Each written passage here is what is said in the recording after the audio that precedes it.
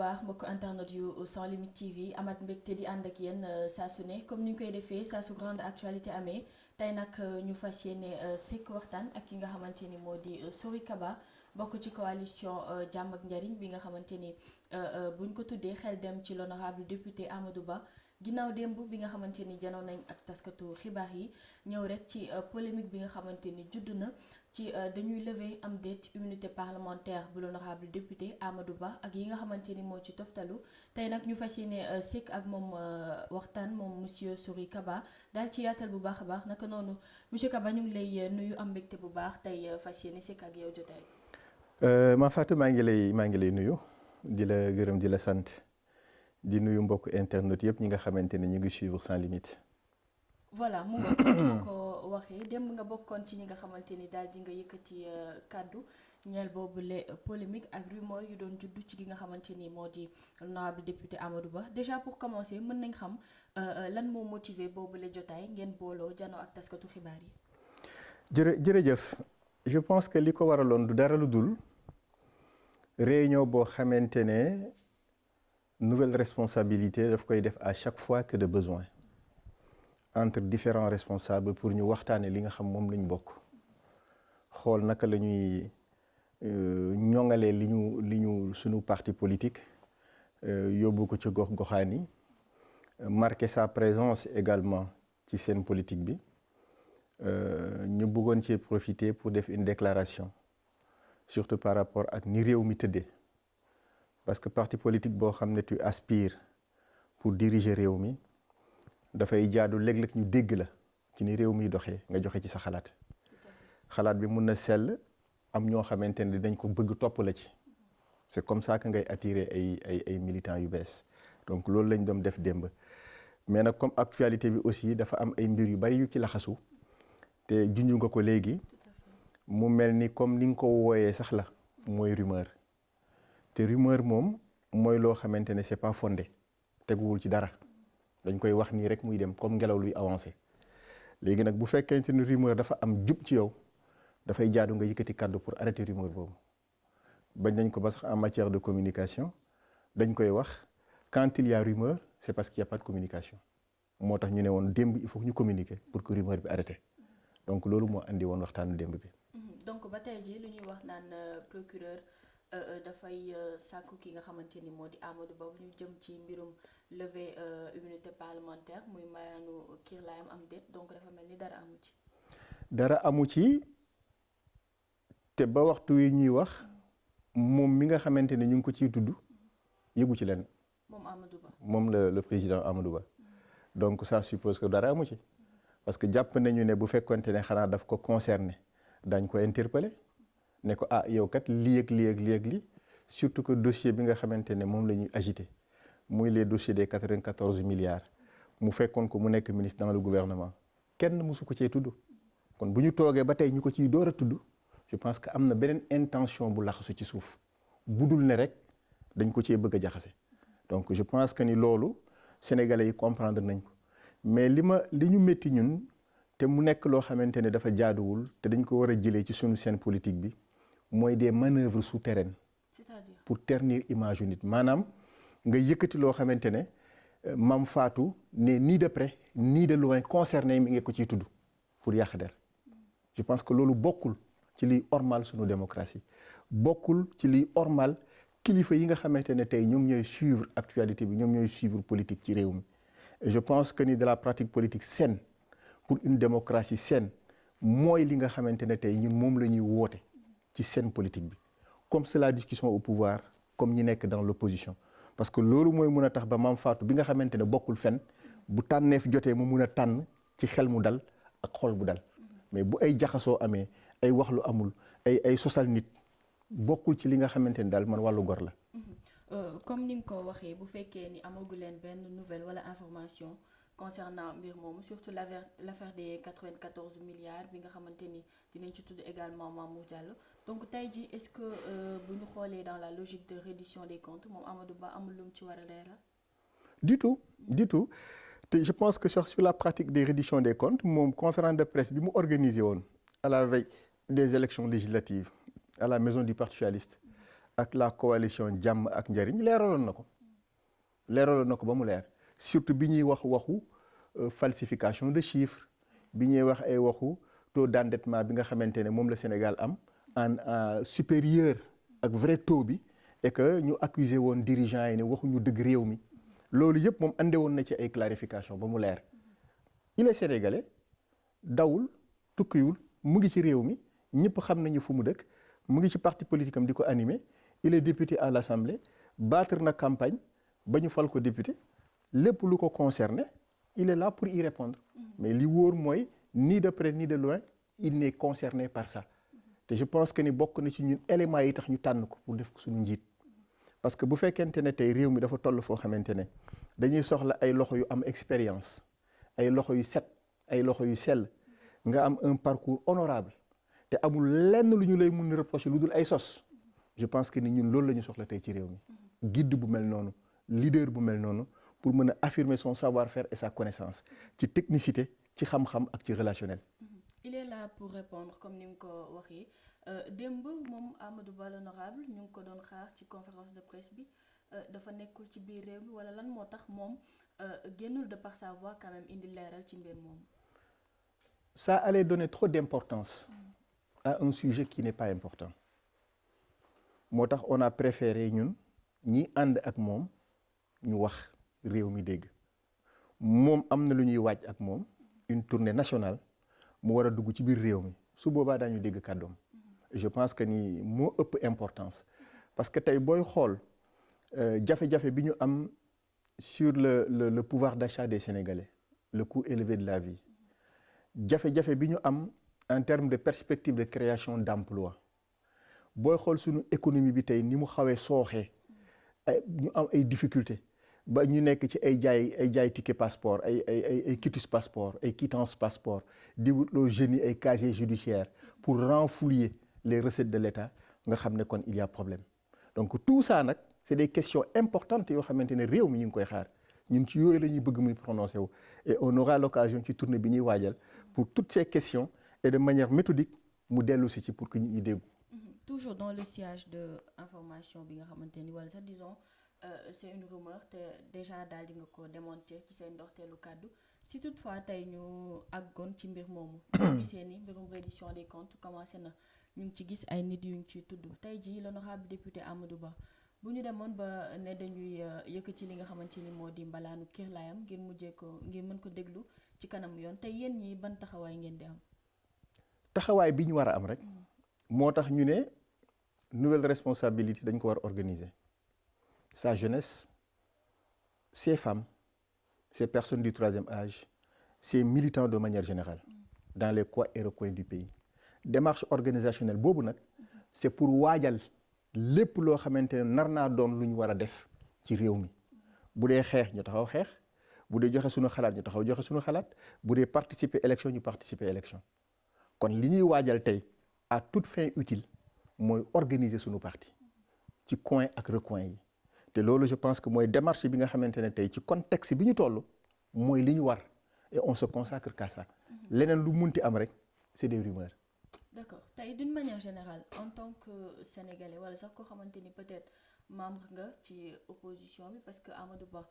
bu ñu fàttalikoo moo nekkoon deuxième ci élection présidentielle du coup peut-être ñu ngi koy jox li nga xamante ni moo di casquette chef de l'opposition tey d'une manière générale nan nga gisee lancé bi nga xamante ni moom lañ jël ngir leeral yi nga xamante ni moo fi jotoon a xew ci l'ancien régime. Mais c'est une très bonne chose. Man je pense que ku mënti doon bu fekkente ne da nga hérité d'un état dafay jaadu nga saytu l'état des lieux nga wax li nga xamante ne moom nga fi fekk nga wax fi nga jëm mu leer chaque sénégalais jàpp loolu jël date que diggé woon nga que waxoon nga loolu c'est une démarche épistémologique normale dans le cours normal d'un pays comme le nôtre te exigence démocratique la parce que citoyen bi nga xamante ne à l'occasion d'une élection moom mooy tànn da nga ko war a mettre dans les conditions yu mu tànnee de manière rationnelle kon nag reddition des comptes y a rien de plus normal mais bu mu am manipulation bu mu am ñu jéewale ko ci Mame Fatou bàyyi Sori Kaba bi nga xam ne mu ëpp lu luubal bu boobaa dafay yàq ça crée de l'injustice. dafa mel daa am loo bëgg a wax foofu. non li ma bëgg a wax mooy manipulation bi ak manœuvre yi sànq wax naa ko ba nga posé waat ma question bi bu ñu xoolee tey l'exemple de Lat Diop qui est en prison lan lañ koy reprocher dafa am de la manipulation booy xool ñi nga xamante ne seen kàddu dafa xawoon a ñaw jëm ci premier ministre bi muy nekk ci opposition bi ñoo gën a sonn tey ci nguur gi te Lat Diop daf ci bokk mun naa jël exemple lu Diégui Diop également ay nit lañ yoo xamante ne ci plateau télé yi boo leen doon dégg ni ñu doon attaqué l'ancien premier ministre l'actuel premier ministre qui était dans l'opposition dafa mel ni dafa am de la haine dafa mel ni dafa am du règlement de compte te loolu nag bokkul ci liy suuxat démocratie gis nga déclaration de politique générale du premier ministre man si j'étais dans son équipe wala ma jege woon ko ça allait se résumer en 2 mots je pardonne tout le monde j'invite tout le monde au travail juste ça ça aurait suffi comme programme mais bu jiitalee haine bu jiitalee rancune rek dafay yàq malheureusement nag ambiance bi nga xamante ne tey moom la réew mi di fonctionner c'est pas une ambiance boo xamante ne dina andi dal te arrangé wu leen parce que bu réew mi jaxasoo ñoom ñoo koy njëkk a yëg ñoom ñi nga xamante ne ñoom la ñu jox ñu war a gérer les destinées du pays war a andi de la sécurité de la paix intérieure war a andi une économie bu naat bu développé wu war a créer de l'emploi pour la jeunesse war a fexe ba le coût de la vie mun a wàcc sénégalais bi mun a dem ci boutique bi jënd li muy jënd te gafakam du ko yëg jafe-jafe yooyu tey où sont les solutions où sont les perspectives que de la haine que de la justice tëj kii libérer kii immunité parlementaire fii Farba Ngom fële non c'est pas ça les solutions que nous attendons. C'est pas l'essentiel wala ça, du sont tout pas les priorités. Du tout elles sont loin d'être les priorités loin d'être les priorités d'autant plus que notre économie ñoom bi ñu koy jël mu ngi woon ci une santé une très bonne santé le Sénégal est l'un des rares pays que le bon Dieu nous en préserve davantage à être un îlot de paix boo xamante ne loo munti wax ci lu am ci caay-caay loo munti wax ci détournement loo munti wax c'est une démocratie qui vit citoyen bi day voter ku mu neex mu faral ko te boo koy xool day am ay alternance répétée kenn mënatul truquer des élections loolu nag bu amee ci réew liggéey daf fay yomb loolu bu amee ci réew dañ ko war a santé suñu borom parce que lan lañ ko defaral ba tax yeneen réew yi di tàkkati ñun suñu bos tàkkul dañu war a fexe ba injustice bi taal yeneen réew yi bu mu installé wu dans notre pays. kon daal su ma la déggee bu baax reddition des comptes lancé bi nga xamante ni moom la jëm dalul xel. ni ñu koy doxalee nii dalul xel. dafa jaarul c'est orienté wala. c'est orienté. Oui. Orienté vers. C'est orienté vers des leaders yoo xamante ne wala des hommes politiques yoo xamante ne démb seen kaddu xawoon naa jib lool jëm ci ki nga xamante ne mooy premier ministre actuel alors qu'il était dans l'opposition wala jëm ci koo xamante ne jàpp nañu ne kii bu taxawee du doon seen ndam te booy xool élection législative yi ñu génn à part le parti au pouvoir kan moo def une campagne électorale digne de nom dem dans tous les coins et recoins du Sénégal à part Amadou Ba tous les autres n'ont pas pu faire ça c'était lui seul qui a pu le faire malgré toutes les difficultés ak impréparation bi nga xamante ne moom la élection anticipée di engendrer nga génn ci élection présidentielle ça fait pas 8 mois nga demaat élection législative systématiquement et tu fais le tour du Sénégal et tu s'adresses aux Sénégalais il a été le seul à part le pouvoir à l'avoir fait ça c'est un travail sérieux donc loolu ñoom xam nañu ne tey moom mooy figure de proue bi nga xamante ne qui va capitaliser toute l'opposition autour de sa personne pour que nous puissions faire face à l'opposition au pouvoir et donc il faut que ñu andi ay détails ay manipulations ay manœuvres politiciennes pour un tout petit peu entraver cette ascension bi nga xamante ne mu ngi koy am. mais tamit ngir fi ñu jëm reddition des comptes bi est-ce que tamit nekkul élément capital ñu leeral. bien évidemment mais bu ñu manipuler. dañuy def reddition des comptes mu nekk un principe inébranlable un principe boo xamante ne sacro-saint dañ ko intégrer dans nos pratiques de gouvernance nga xam ne dafay indépendant day autonome amul lenn luñ ciy laam-laamee kenn du ci dugal loxoom lu dul les instances yi nga xamante ne ñoom ñoo ko war a saytu muy la Cour des comptes muy IGE ainsi de suite wala sax un cabinet d'expertise pour contre-expertiser li am mais bu ci politique yi dugal seen loxo bu ñu gis ne kat Mame Fatou a une bonne parole a une bonne plume il est contre moi je vais voir ce qu'il n'a pas fait de bon hier pour dugal ko en prison pour qu'il se taise loolu nag bu naree am ah non les hommes épris de justice et de démocratie vont faire face. justice bi bàyyiwuñ ko ak boppam maanaam maanaam elle n'est pas du tout, elle est loin d'être indépendante. Ah, mais on a entendu un premier ministre dire carrément que le ministre de la Justice n'est qu'un homme politique, que le ministère de la Justice est un ministère politique. C'est pas un ministère technique dédié à la justice entièrement. Il reçoit des ordres, il reçoit des instructions. On l'a entendu dire bi muy dem Colobane récemment parce que xawma lu fa xewoon des trucs comme ça. Alors ces déclarations là pour moi c'est des déclarations de trop parce que nous tous nous savons comment fonctionne un État mais quand boo yeggee ba foofu yow ci sa bopp nga war ko wax tu es en train toi-même de te révéler sans te rendre compte des erreurs que tu commets malheureusement. Et donc après la suite nous donne raison. Farba Ngom a gagné toute sa région moom mu jaar foofu Farba Ngom gagné ne ko bii mooy sa dernière campagne électorale et la machine est en branle contre Farba Ngom loolu lu muy wane tout simplement que la mu waxoon ñu ngi koy jëfe quelques mois ou quelques semaines plus tard bu fekkonte ne waxu ko woon ñu toog a toog ba gis ne ah reddition des comptes kat woo na Farba Ngom woo na Sori Kaba woo na diw parce que ils ont géré truc là on aurait compris. Oui, mais dans l'ensemble yëpp ay rapports la yoo xamante ni c'était dans l'ancien. Où sont les rapports qui n'ont épinglé que Farba Ngom?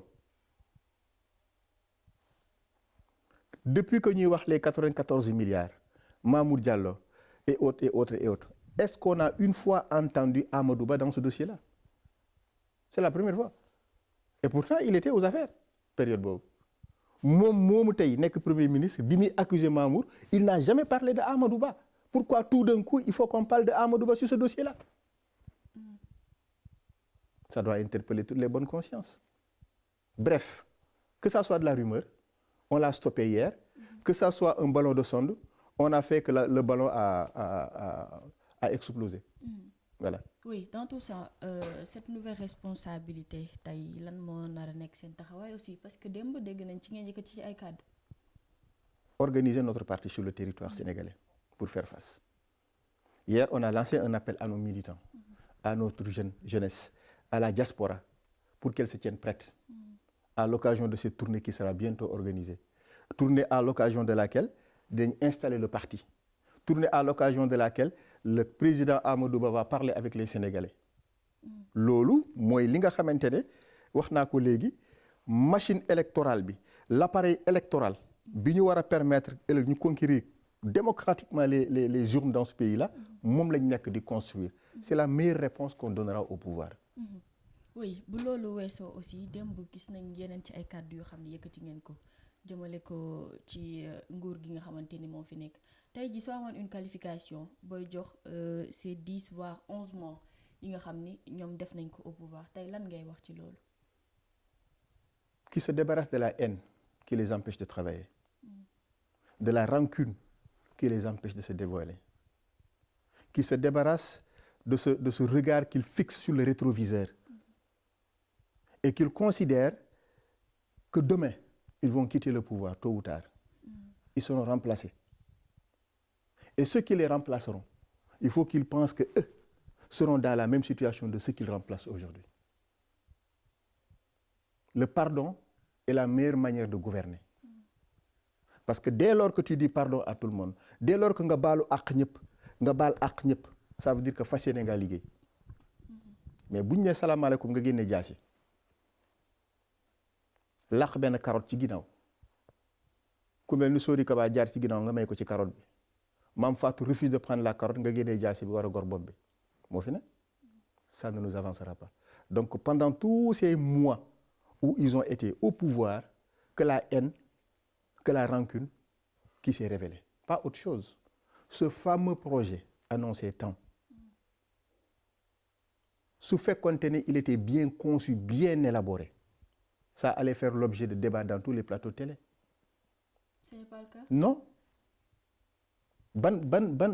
Je fais souvent le tour des plateaux télé, que ce soit YouTube, que ce soit. Je ne vois pas leurs experts qui sont en train de nous dire comment ils vont industrialiser le Sénégal. Qu'ils me disent concrètement comment ils vont lutter contre la migration irrégulière. Qu'ils me disent concrètement comment ils veulent que notre agriculture, comme ils disent, soit souverainiste. Nous tous, nous savons que la campagne agricole bi ñu génn ni c'est un chaos, c'est une catastrophe.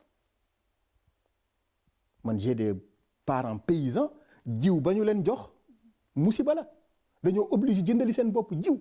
pour mën a am li ñu am aslëf. Et ils ont eu du retard parce que les premières pluies la ñu leen jox dafa sax mais du dem ñu mujj obligé dindi loolu jëndali seen bopp jiw donc le retard était là loolu moo andi catastrophe bi. Et pourtant en grande pompe oui c'est l'armée qui distribue les semences, c'est l'armée qui distribue les engrais. Ils ont dit ils vont changer d'approche mais que dans la forme, dans le fond il est resté le même malheureusement. Donc que ce projet-là fasse l'objet d'une discussion en lieu et place de Farba Ngom lever immunité parlementaire, Amadou Ba lever 94 milliards. Non, ça n'a pas de sens pour nous. Très honnêtement, moo tax boo koy xool les intellectuels du pays s'abstiennent du débat public actuellement parce que c'est un débat à la limite de bas niveau. Et ça nous arrange pas. Notre pays mérite plus que ça. Donc daal si je vous comprends bien tey en tant que Sénégalais gisoo changement diggante bi ñu toogee ak léegi. Je le souhaite mais je le vois pas encore. Franchement je souhaite qu'il change parce que je souhaite que nous quand on nous arriverons au pouvoir que ñu fekk ñoom ils ont fait quelque chose parce que un pays on le construit dans le temps de génération en génération. On leur souhaite plein succès, on souhaite qu'ils réussissent mais on ne souhaite pas qu'ils échouent parce que bu ñu échouer ça veut dire que am na lu ñu waroon def lu ñu deful ki leen di remplacer ëllëg moo ko nar a def. Xoolal la situation par exemple tey de ce BRT là qui quitte Guédiawaye et qui va à Petersen. Emprise bi mu am biñ koy tracé beaucoup de milliards ont été dépensés parce que il fallait que cette emprise là ñi fa nekkoon ñu yëkkati leen dédommager leen. On a dépensé beaucoup d'argent. Si on l'avait fait 20 ans avant on aurait dépensé moins. C'est un exemple que je donne. Et c'est ça qu'il faut pour construire un État. Ñoom au moment où ils sont en train de voir kan la ñu war a tëj ak kan la ñu war a libérer il y a des urgences qui les échappent parce que les enfants naissent, des bébés naissent qui ont besoin de scolarité. Ñooñu boo planifié wul boo toogul planifié nga nekk fi nekk ci haine ak règlement de compte ak rancune alors que le pays est en train de grandir démographiquement mais tu perds du temps. ci say kàddu dafa am loo tudd muy mbirum baale loolu mën nañoo yóbbu peut-être ci loi d'amnistie bi nga xamante ni voté woon nañ ko fi récemment tey loolu dañ koy contextualiser ndax mesures yi nga xam ministre de la famille et des solidarités à travers Maïmouna Dièye jël na ko. ñu tuddee ko assistance ci ñi nga xamante ni ñoo di les victimes ak les ex-détenus ba tey ci yooyu la événement 2021 jàpp 2024 tey li ñuy gën a xaarandi muy cette loi ñu daal di ko abroger au-delà de ça aussi ces mesures tey d'une manière générale ban appréciation nga koy jox. Alors man la loi d'amnistie yàlla dafa def bokkoon naa ci ñi nga xamante ne d'accord ma ci woon li tax d'accord ma ci woon aw ma ci woon mbokk boo xamante ne bakkanam desoon na ci wala gaañoon nañ ko ci wala tëjoon nañ ko ci mais dama jàppoon ne rek ñi nga xam daloon na leen mënu leen a neex et je me suis mise à leur place bien vrai que j'étais du pouvoir mais j'étais contre cette loi. Et l'injustice, on ne la corrige pas par l'injustice. L'injustice, on la corrige par la justice. Li ñuy def ni baaxul. C'est pas bon. Les mesures, je comprends. C'est pas bon. Les mesures d'assistance, c'est pas bon. Ces mesures d'assistance auraient été beaucoup plus impactantes su fekkoon ne c'était à l'issue d'une décision judiciaire. Que la justice appréciait que Sori Kaba bii kat dommages et intérêts wu temps lañ ko war a jox au nom de la société sénégalaise. Mais pas qu'un gouvernement qui décide oui 500 000 le temps que tu as passé en prison, oui toi 10 millions parce que tu as perdu un des leurs. Et booy xool des nombres annoncés ak ñi nga xamante ne ñoom lañ nekk di assister, il y a un grand décalage. Oui. Il y a un grand décalage. Ça veut dire quoi? Ça veut dire que il y a de la pratique politique ci suuf. C'est-à-dire ci base yi nga xam ne ñoom la ñuy séddale. Non, même base ou pas. La démarche d'abord, la forme. C'était comme si eux qui sont en train actuellement d'ailleurs en termes de bilan de ne faire que se jouir du pouvoir parce que rien n'a changé dans leur démarche et dans ce qu'ils font par rapport à ce qu'ils dénonçaient hier. Ils ont dit à ceux-là yi nga xamante ne ils étaient dans la rue di xeex ak ñoom et tout bon écoute je vous donne chacun une petite sucette, calmez-vous. c'est toute l'impression que ça me donne. noonu nga ko gisee. noonu laa ko gisee. xam nga en politique Mame Fatou. li ci gën a jafe mooy lan nga wax dara gëm ko war ko prouver moo gën a jafe loolu moo tax les hommes politiques se dédisent loolu tax waxeet di am looloo tax dans le contexte actuel vous avez bien fait de créer le VAR dans le milieu politique on l'a connu dans le milieu sportif mais tey il existe dans le milieu politique ba ku fi waxeet journalistes yi weer la au grand jour mais loo ci gis dañ naan la noo contexte la woon ñàkk jom googu ci homme politique mënuma ko accepter man je préfère Sory Kaba me retirer de la scène politique parce que j'ai dit des choses auxquelles je ne crois pas que j'arrive plus à faire que je laisse la place aux autres pour qu'ils avancent man c'est ça ma conception loolu nag moo tax ba démarche yu mel nii mënuma ko agréer mënuma ci d'accord la justice c'est pour corriger l'injustice mais l'injustice c'est la justice qui la corrige pas le contraire. Donc à la place de ces mesures tey lan nga mën a préconiser. Il fallait que la justice fasse son travail. S'il y a des gens yoo xamante ne ils ont été victimes d'une situation donnée mais que la justice soit saisie que la justice nous dise dans quelles conditions ils ont été victimes afin que des indemnisations puissent être préconisées. maanaam ñu leeral ba pare. ñu leeral. oui peut-être foofu lañ jëm ak. non ils ont fait les charrues avant les bœufs. là aujourd'hui tey ñi xaalis bi ñu leen jox bu ñu demee justice ñu justice ne dañ leen war a joxaat xaalis kan moo leen koy joxaat c'est l'État et ensuite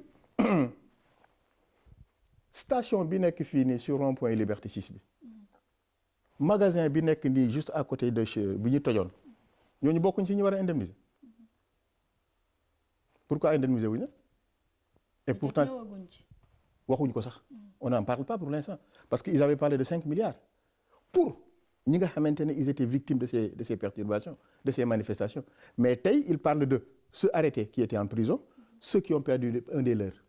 mais waxuñu lenn ci ñi nga xamante ne tey ils étaient parmi je sais pas les tenants de notre économie qui ont été victimes de ces saccages-là et pourtant loolu c'est fondamental donc ça veut dire qu'on a mis les charrues avant les bœufs et c'est pas bon pour un État la responsabilité d'un État elle ne peut pas être partielle elle est totale et entière devant chaque citoyen man dama koy sentir ni nga ko war a sentir mais yow waroo ma ko gën a sentir au détriment d'une chose parce que tout simplement j'ai été contre hier ça c'est pas bon et c'est l'image que nous renvoyons aujourd'hui à travers cette pratique-là il faut qu'il l'arrête d'accord bu loolu weesoo également leneen loo xamante ni gis nañ ko fan yi mu ngi ñëw ci li nga xamante ni également bokk na ci li gën a animer la scène politique bu weesoo mbirum indemnisation bi nga xamante ni ñu ngi koy tudd ñu ngi gis au niveau de l'APR c'est ñi nga xamante ni jàpp nañ ni ñoom it ay opposants lañ peut-être ci yenn yi la ñuy sukkandiku déjà mbirum indemnisation bi bu ñu jëlee le cas de Abdou Mbow moom mi ngi jàpp ni peut-être dañuy enrichir ñi nga xamante ni ay détenus Pastef lañ est-ce que da ngay partager cet avis jàpp ni peut-être ñi nga xamante ni ñëpp ñooñu la ñu jox ay soi-disant ndàmpaay ils sont de Pastef. Non, moi je pense que tous les commentaires des acteurs politiques man je leur laisse l'entière responsabilité de leurs propos parce que li wóor mooy comme ni ma ko waxee léegi la fraîcheur du vent qui souffle dehors chacun le sent en fonction de son état de santé li ma bëgg a wax mooy que muy yow que muy man que muy keneen on peut avoir des avis contraires mais ku nekk na assumer ay propos man li ma jàpp franchement moo di que nañu jox une procédure judiciaire en cours képp koo xamante ne ci manifestation yooyu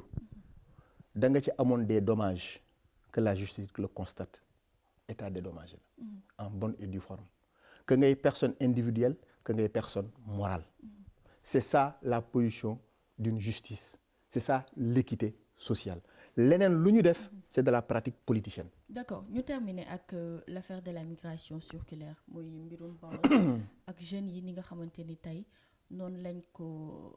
ko jëlee wala sax di daw vers les bureaux d'accueil et d'orientation et de suivi tey en tant que koo xamante ni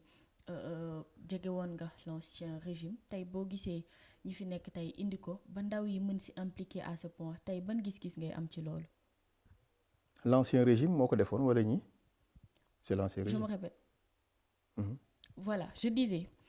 mbirum migration circulaire. bi nga xamante ni gis nañ ni l'ancien régime bi nga xamante ni moo fi nekk tey delloo si ne ko ba ñu gis jeunes yi di daw vers les bureaux d'accueil d'orientation et de suivi. ñuy gis une ruée de jeunes tey ñoo xamante ni mu mel ni dañoo yàkkamti woon cette communication maintenant tey yow mi nga xamante ni jege woon nga l'ancien régime boo gisee loolu tey ban sentiment nga ci mën a exprimer. Alors d'abord ma corriger tout de suite benn impair. Les bureaux d'accueil d'orientation et de suivi maa ko installé à l'intérieur du pays. Vous-même. En tant qu'ancien directeur général des Sénégalais de l'extérieur. Parce que man dans ma conviction et dans mes recherches au quotidien la solution contre la migration irrégulière il faut l'envisager au niveau territorial. Jeune bi jóge Fongolimbi bu amoon lu mu dundee Fongolimbi ba am fa un bien-être du fa jóge kon la solution foofu la nekk looloo andi woon ñu conceptualiser ñu accompagner le processus de mise en place des BAOS. Il y avait un seul BAOS bi may ñëw ci direction bi c'était le BAOS qui était à l'aéroport de Dakar boobu c'était l'aéroport Dakar-Yoff. L'ancien ministre délégué des Sénégalais de l'extérieur Seynabou Gaye Touré moo ko ubbi woon moo ko inauguré woon bokkoon naa ci ñu ko accompagné woon. Après ma sollicité Union européenne ils ont accompagné le gouvernement du Sénégal pour qu'on ouvre les 14 BAOS dans chaque région dans les 14 régions et une antenne par département. Mais mieux bi ñuy def politique boobu de déploiement boobu les mairies et les conseils départementaux ku ci nekk dafa bëggoon abriter le siège du BAOS. À force de discussion ñu yóbbu ko au niveau des ARD agences régionales de développement pour que mu implémenter wu foofu parce que BAOS bi sa vocation n'était pas politique mais c'était une vocation technique. On voulait d'abord canaliser les jeunes avant qu'ils ne partent en migration. On voulait sensibiliser sur les effets néfastes de la migration irrégulière, entre autres questions. Donc, les BAOS tey, on en parle partout. Oui. C'est pas ce régime qui l'a installé. Ça, c'est la première précision. Oui. Deuxième précision, la migration circulaire, dafa bokk ci ADN pratique démocratique, pratique diplomatique dans notre pays. Depuis le président Wade, depuis le président Diouf. Maintenant, bii programme, c'est un programme qui a été conçu avant l'actuel régime. D'ailleurs, il y a une bonne cohorte de 40 et quelques jeunes ñoo njëkk a dem récemment, avant que cette cohorte actuelle dem. D'ailleurs, ci ñi war a dem en principe 40 yooyu ñi ci dellu ci yëpp dañ leen di considérer d'abord avant ñu ci yokk ñeneen. Juste pour dire que c'est un dossier que je connais bien et qui me passionne.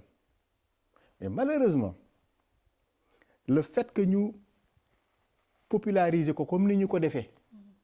ba jeunes yëpp yaakaar ne war nañ cee mën a dem ba rien qu'à Dakar boo moytuwul ils vont dépasser 5000 ou 6000 demandes rien qu'à Dakar alors que je pense que la liste des personnes les contrats de travail ne dépassent pas 300 ou ils sont 350 je sais même pas ça pose problème. Du coup ça révèle li ma doon wax léegi le manque de perspective d'emploi pour la jeunesse. ñoom ils auraient pu dire ah y a problème mais ñun on n'a que 300 offres contrat de travail en Espagne saisonnier migration circulaire et on a plus de 20 000 demandes ça pose problème ñu xam ne kon rancune beeg haine bi nañ ko bàyyi que ñu jublu sur les priorités actuelles du pays. oui yaa ngi wax ni du tey lañ ko initier donc lan moo tax cette fois bii nii gën a siiw. moom laay wax populariser niñ ko démocrate niñ ko ubbee communiquer si def ci ay trucs nangam ak nangam. ñoom dañoo dem ba mu am retour de bâton parce que li tax boo koy xool dans les critères de choix et de sélection de ces jeunes on a dit de préférence quelqu'un qui a l'expérience du travail au niveau du travail de jardinage ou travail agricole de préférence. D'habitude on s'orientait vers ces gens-là on les prenait pour que ñu dem def li ñuy def ñu bisiwaat mais boo ko démocratiser nii ubbi ko communiquer ci jeunes yëpp jóg ki doon dawal taxem bàyyi taxem dem uti papier nangam ak nangam ñoom ils pensent que c'est une occasion pour le demandeur de passeport mu fay 20 000 francs quittance pour kii ut casier judiciaire mu jënd timbre pour casier judiciaire et ça leur permet plus ou moins d'avoir des autres de recettes et un État qui ne fonctionne que sur l'imposition et la fiscalité waxuma que c'est pas un État viable de mais c'est un État boo xamante ne il ne pense qu'à soutirer de l'argent auprès de ces populations pour mën a exister loolu nag dafa am limite moo tax li may wax mooy exactement c'est pas mauvais que ñu am des programmes de migration circulaire c'est pas mauvais c'est une très bonne chose parce que c'est l'effet d'expérience booy xool Maroc ay 10 000 20 000 jeunes la ñuy yóbbu en Espagne ay bus ñoo leen di yóbbu dañuy dem liggéey bu ñu paree dellu si waat xaalis ba ñuy andi ñu investir ko biir Maroc ñun c'est ça qu'il faut qu'on essaie de promouvoir pour que jeunes yi bu ñu demee qu'ils ne cherchent pas à disparaître dans la nature pour que ñu mën a am ce que le Maroc a eu en Espagne loolu nag c'est une démarche boo xamante ne xëy na peut-être demain c'est pas la veille. Voilà am na solo bu baax a baax ñu agsi nag ci cappaandawu jotaay bi monsieur Sory Kaba ñu ngi lay sant bu baax di la gërëm amoon mbégte tey nga dalal ñu fii ñu waxtaanee tolluwaay réew mi. man maa leen di remercier Mame Fatou maa ngi leen di remercier bu baax d'abord d'avoir pensé à moi mais également ci pertinence su question yi ak le sérieux que j'entrevois dans ce que vous faites. Et à travers vous toute la rédaction tout le personnel de Sans Limites maa ngi leen di gërëm di leen sant di nuyu également tous ceux qui nous suivent. Voilà ñu santaat ko bu baax a baax mu nekkoon monsieur Sory Kaba bokk ci coalition Jàmm ak Njariñ bu Amadou Ba naka noonu sant leen bu baax internet yu ñu doon topp boobaak léegi jaajëfal àjjuma ci réalisation bi jox leen dig daje ci yeneen jotaay jaa ngeen jëf.